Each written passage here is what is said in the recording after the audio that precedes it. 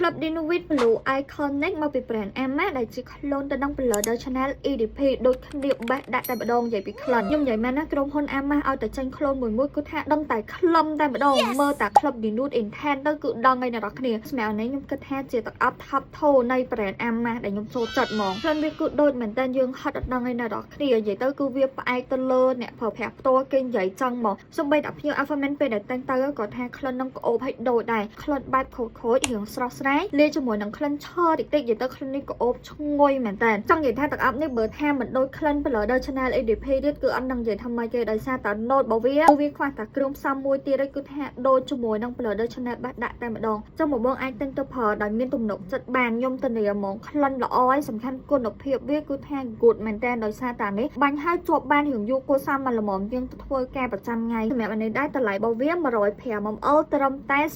$45ទេធូរថ្លៃខ្លាំងមែនតើហើយប្រើបានយូរណាចឹងសម្រាប់បងដែលគាត់ចង់បានទឹកអប់នេះអាចតាក់ទង page Alpha Man បាន